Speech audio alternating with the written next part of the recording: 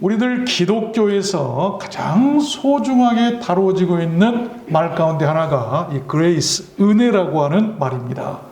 그 은혜라고 하는 말은 일반적으로 누군가에게 신세를 졌다라고 생각할 때 이르는 말이에요. 신세를 지는 거.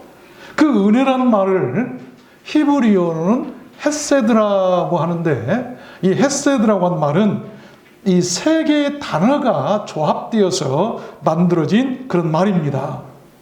울타리를 의미하는 헤트라고 하는 말과 호의나 보호를 의미하는 사메크, 그리고 문을 의미하는 달렛이라고 하는 말이 조합되어서 헤세드라고 해요. 한마디로 하나님께서 진을 둘러치고 울타리를 쳐서 적들이나 악한 짐승들로부터 보호하시는 그런 것을 우리는 은혜다라고 이르는 것입니다. 그것이 바로 이 언어적인 은혜의 뜻이에요. 또한 그 말이 하나님 나라의 기초나 우리들 기독교의 본질을 담고 있는 진리를 말하기도 합니다. 또 주의 집에 들어가 하나님을 배웁는다 할 때 쓰는 말이 이 헤세드, 은혜. 우리가 하나님께 나아가서 예배드릴 수 있는 것이 은혜라고 하는 말씀입니다. 뿐만이 아니죠. 그 은혜라고 하는 말은 죄인을 불러서 그 죄와 빛을 탕감해 주는 말이기도 합니다. 그렇게 우리들 기독교나 성경에서 깊은 구원사적 의미를 담고 있는 중요한 말이 바로 이 헤세드라는 이 은혜라고 하는 말입니다.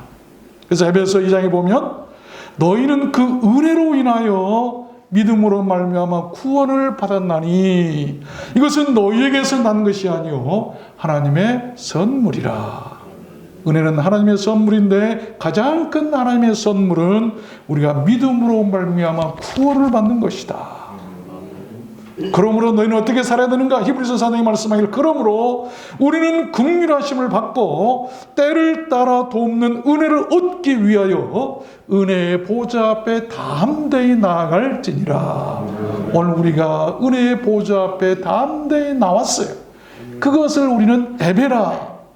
우리가 주의 집에 들어가서 하나님을 배웁는다. 이게 바로 은혜라고 하는 것이죠. 은혜. 그래서 저는 오늘 말씀을 받들어서 실제로 성경에 나타난 몇몇 사건을 통해 하나님의 은혜가 그 사건들 가운데 어떻게 나타났는가? 그 은혜들이 무엇인가? This is the grace. 이것이 은혜다라고 하는 지하의 말씀을 여러분들께 증거해 드리려고 합니다. 저는 그러한 하나님의 은혜를 but grace, 그러나 은혜라고 말씀드리고 싶어요. 오늘은 Mother and Father's Day, 어버이날임과 동시에 어버이 주일입니다. 세상 모든 사람들 가운데 하나님의 은혜를 가장 많이 닮은 사람이 있다고 한다면 여러분 그 사람이 누구라고 생각이 되십니까? 아십시오. 바로 우리들 부모입니다. 우리는 그들의 은혜로 태어났고 그들의 숭고한 은혜로 성장하고 자랐습니다. 오늘 말씀으로 하나님 은혜가 무엇인 줄 알고 아울러 그 하나님의 은혜를 가장 많이 닮은 우리들 부모의 그 소중한 은혜가 무엇인가를 알았으면 좋겠습니다. 그러면 그 은혜가 무엇일까요? 첫 번째는 judgment, 심판에서 보호받게 하는 것이 하나님의 은혜고 부모들의 은혜예요. 본문 말씀 보면 but, 그러나 노아는 은혜를 입었더라. 그러나라고 한 말이 나오죠. 세상을 창조하신 하나님께서 이 사람의 죄악이 세상에 관영함과 그 마음의 생각들이 항상 이 계획하는 것들이 악할 뿐임을 보시고 땅 위에 사람 지으셨음을 근심하고 한탄하셨어요. 성경에 보면 이렇게 기록합니다. 나의 창조한 사람을 내가 지면에서 쓸어버리되 내가 창조했지만 저들이 항상 생각하는 것이 악한 생각들 뿐이기 때문에 내가 이 땅에서 쓸어버리고 싶다. 사람으로부터 육축과 기는 것과 공중의 새까지 그리하리라. 이는 내가 그것을 지었음을 한탄함이니라. 그리고 여러분, 그 뒤에 바로 따라붙어 나오는 말이 있는데 참 은혜로운 말. 그러나 노아는 여호와께 은혜를 입었더라. 다 세상이 멸망하지만 그러나 그 가운데서 멸망 가운데서 구원받고 은혜를 입었더라. 노아, 이게 바로 은혜라고 하는 것이죠. 이때부터 은혜란 말이 성경에서 처음 등장해요. 노아 방주 사건 때 은혜란 말이 처음 등장합니다. 은혜란 말은 그렇게 죽음과 심판 가운데서 살리고 구원하는 것을 말하는 것입니다. 그렇습니다. 여러분, 그것이 바로 은혜예요. 교회 오면 은혜 받았다 하는데 여러 가지 은혜의 표현들이 있겠습니다만, 내가 죽어 멸망할 사람이었는데 노아의 방주 사건 때처럼 다 하나님의 심판 가운데 죽어 마땅히 할 사람들이었는데, 알고 보니까 하나님께서 나를 구원하셔서 내가 멸망당하지 않고 하나님의 자녀가 되었다라고 하는 걸 깨닫는 것, 그것이 바로 은혜예요. 은혜. 아십시오. 이 땅에서 그러한 하나님의 은혜를 가장 많이 닮은 그런 사람의 은혜가 있다고 한다면, 여러분, 그것이 바로 우리 부모들 은혜 아니겠습니까? 생각해 봅시다. 전쟁이 나서 피난을 가야 한다고 생각해 봅시다. 지금 우크라이나 전쟁이 났는데 가끔 화면을 보면 그 부모들이 어린 자식들을 손을 꼭 잡고 붙들고 같이 가는 것을 볼 수가 있어요. 여러분, 전쟁이 났을 때 누가 나를 끝까지 챙겨주고, 누가 나를 끝까지 버리지 못하고, 누가 나를 끝까지 목숨 걸고 지키려고 할까요? 두말 없이 그의 부모들인 것입니다. 자기 살려고 자식 버리는 부모는 없을 것입니다. 두 번째입니다. 은혜라는 것이 무엇인가? Salvation, 이 구원을 약속받는 거예요. 약속받게 하는 것. 18절 보면 그러나 너와는 내가 내 언약을 세우리니 너는 네 아들들과 네 아내와 네 자부들과 함께 그 방주로 들어가라. 그러나 그렇습니다. 그것이 또한 하나님의 은혜예요.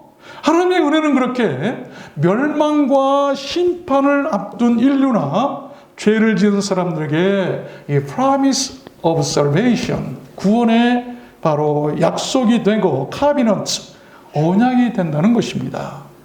하나님의 그 구원의 약속은 노아에게 그대로 이루어졌어요. 지면의 모든 생물을 쓸어버리시니 곧 사람과 짐승과 기는 것과 공중의 새까지라. 이들은 땅에서 쓸어버림을 당하였으되 그러나 홀로 노아와 그와 함께 방주에 있던 자만 남았더라. 이게 은혜예요.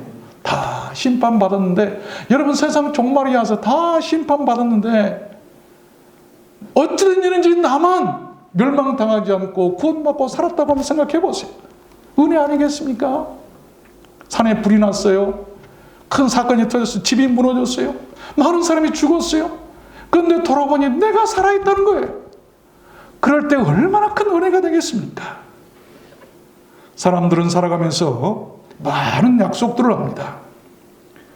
가장 신뢰할 수 있는 사람과의 약속은 여러분 누구와의 약속이라고 생각하십니까? 물론 하나님과의 약속이겠지만, 그러나 이 땅에서 부모들입니다.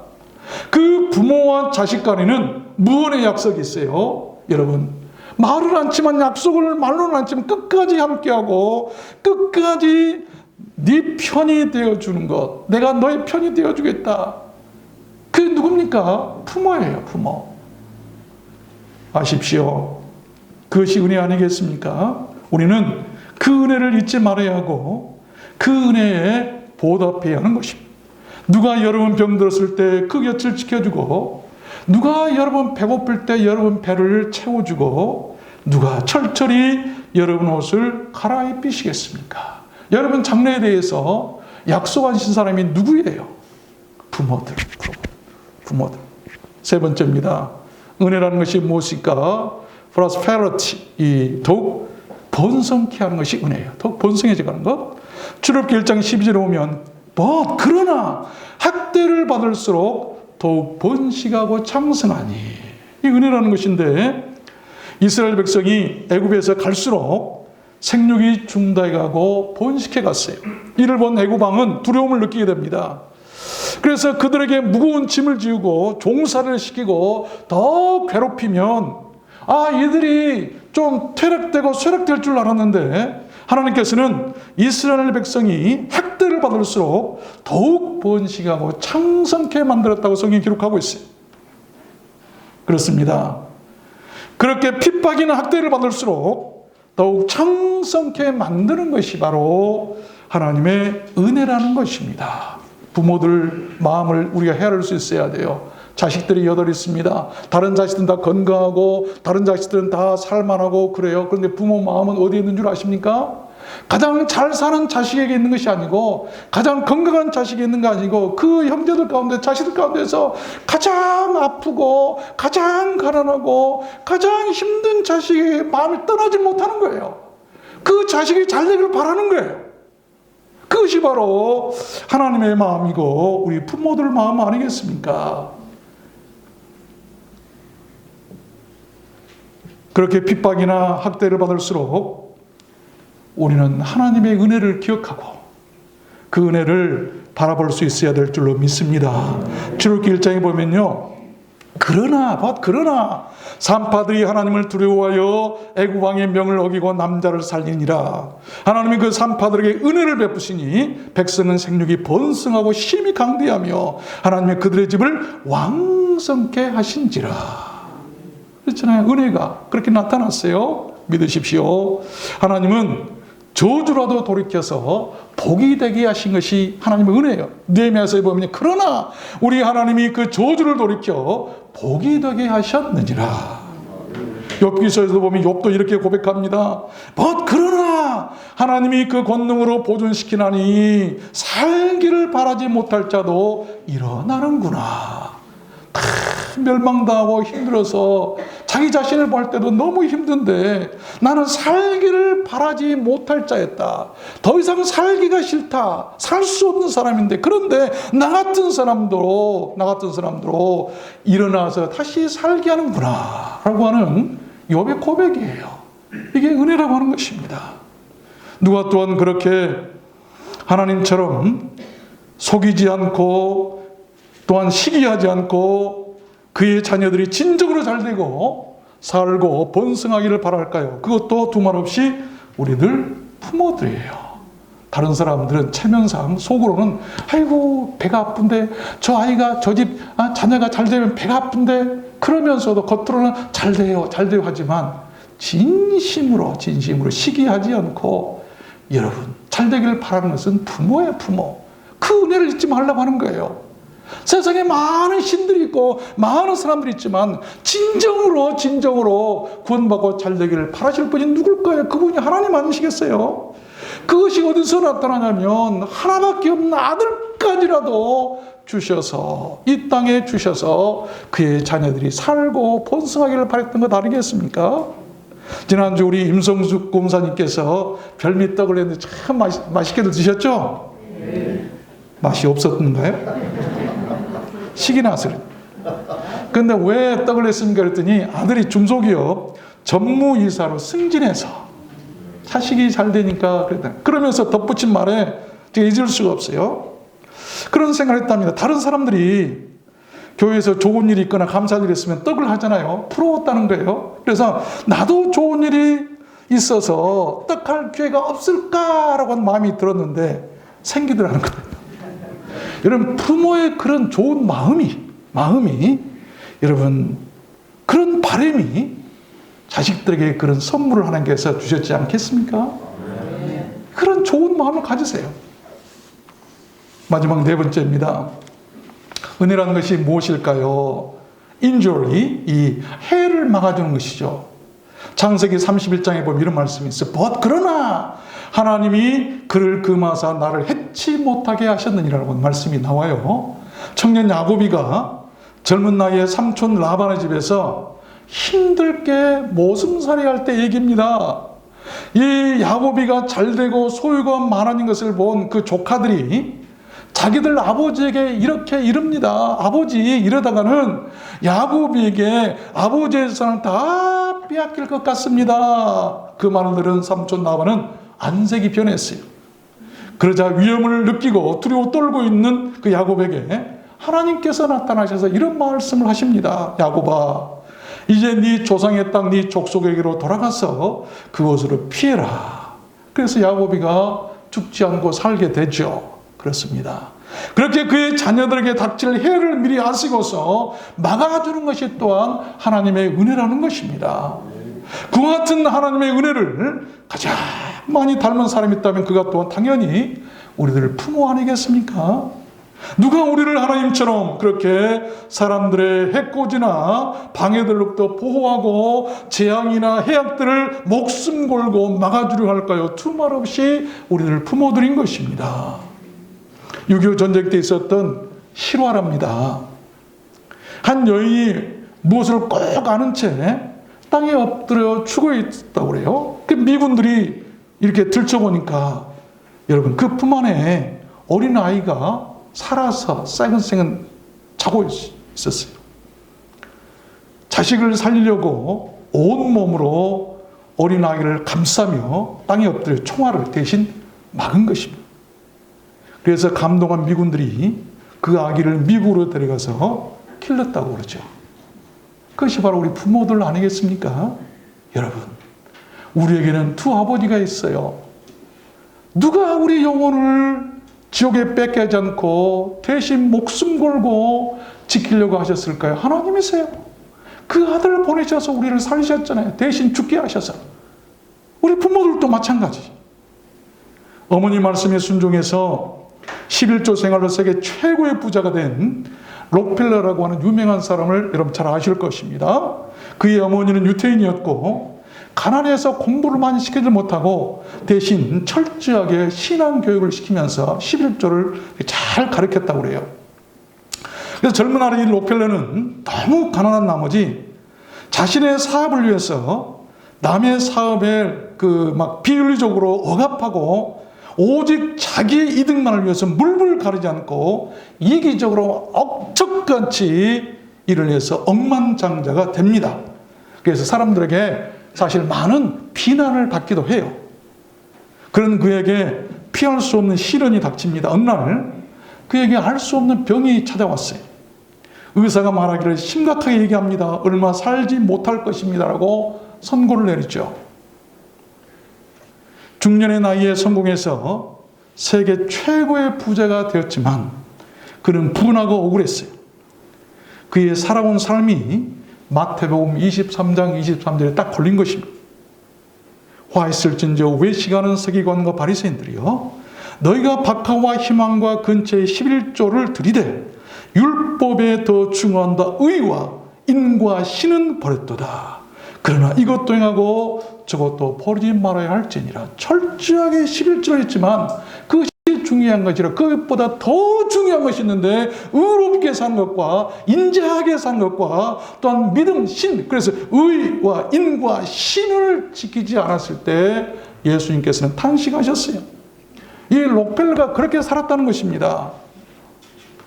그러던 어느 날 병원에만 있어서 답답했던 그가 비서와 함께 휠체어를 타고 병원 로비로 나왔다가 우연히 한 사건을 목격합니다.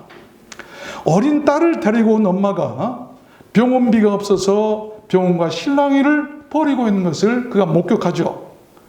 불쌍한 마음이 들어서 가만히 비서를 불러서 아무도 모르게 대신 병원비를 지불하게 합니다. 그 가난한 모녀는 너무나 좋아서 펄쩍펄쩍 막 뛰면서 막 좋아했어요. 록펠러가 병들고 나서야 일생에 처음으로 선한 일을 했대가 바로 그때였다고 해요.